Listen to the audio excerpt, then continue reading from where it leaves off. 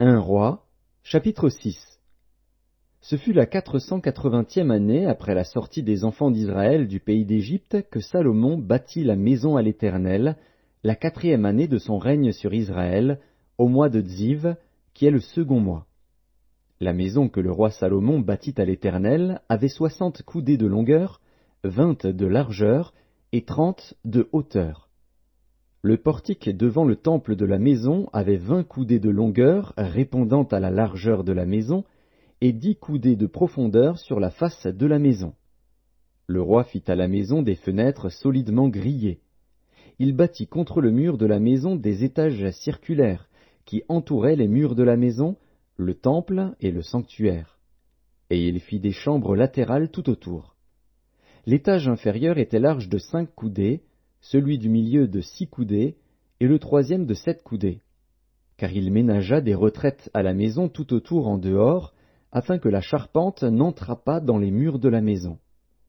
Lorsqu'on bâtit la maison, on se servit de pierres toutes taillées, et ni marteau, ni hache, ni aucun instrument de fer ne furent entendus dans la maison pendant qu'on la construisait.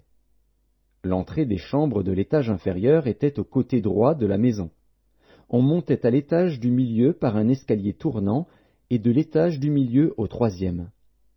Après avoir achevé de bâtir la maison, Salomon la couvrit de planches et de poutres de cèdre. Il donna 5 coudées de hauteur à chacun des étages qui entouraient toute la maison, et il les lia à la maison par des bois de cèdre. L'Éternel adressa la parole à Salomon, et lui dit, « Tu bâtis cette maison. Si tu marches selon mes lois, si tu pratiques mes ordonnances, si tu observes et suis tous mes commandements, j'accomplirai à ton égard la promesse que j'ai faite à David, ton père, j'habiterai au milieu des enfants d'Israël, et je n'abandonnerai point mon peuple d'Israël. » Après avoir achevé de bâtir la maison, Salomon en revêtit intérieurement les murs de planches de cèdre, depuis le sol jusqu'au plafond. Il revêtit ainsi de bois l'intérieur, et il couvrit le sol de la maison de planches de cyprès.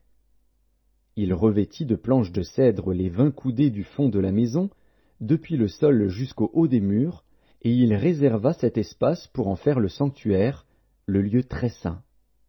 Les 4 coudées sur le devant formaient la maison, c'est-à-dire le temple. Le bois de cèdre à l'intérieur de la maison offrait des sculptures de colocyntes et de fleurs épanouies. Tout était de cèdre, on ne voyait aucune pierre.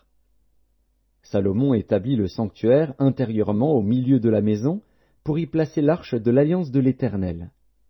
Le sanctuaire avait 20 coudées de longueur, 20 coudées de largeur, et 20 coudées de hauteur. Salomon le couvrit d'or pur. Il fit devant le sanctuaire un autel de bois de cèdre et le couvrit d'or. Il couvrit d'or pur l'intérieur de la maison, et il fit passer le voile dans des chaînettes d'or devant le sanctuaire, qu'il couvrit d'or. Il couvrit d'or toute la maison tout entière, et il couvrit d'or tout l'autel qui était devant le sanctuaire. Il fit dans le sanctuaire 2 chérubins de bois d'olivier sauvage, ayant 10 coudées de hauteur. Chacune des 2 ailes de l'un des chérubins avait 5 coudées, ce qui faisait 10 coudées de l'extrémité d'une de ses ailes à l'extrémité de l'autre. Le second chérubin avait aussi 10 coudées. La mesure et la forme étaient les mêmes pour les 2 chérubins. La hauteur de chacun des 2 chérubins était de 10 coudées. Salomon plaça les chérubins au milieu de la maison, dans l'intérieur. Leurs ailes étaient déployées. L'aile du premier touchait à l'un des murs, et l'aile du second touchait à l'autre mur. Et leurs autres ailes se rencontraient par l'extrémité au milieu de la maison. Salomon couvrit d'or les chérubins. Il fit sculpter sur tout le pourtour des murs de la maison, à l'intérieur et à l'extérieur, des chérubins, des palmes et des fleurs épanouies. Il couvrit d'or le sol de la maison, à l'intérieur et à l'extérieur. Il fit à l'entrée du sanctuaire une porte à 2 battants, de bois d'olivier sauvage. L'encadrement avec les poteaux équivalait à 1/5 du mur. Les 2 battants étaient de bois d'olivier sauvage. Il y fit sculpter des chérubins, des palmes et des fleurs épanouies, et il les couvrit d'or. Il étendit aussi l'or sur les chérubins et sur les palmes.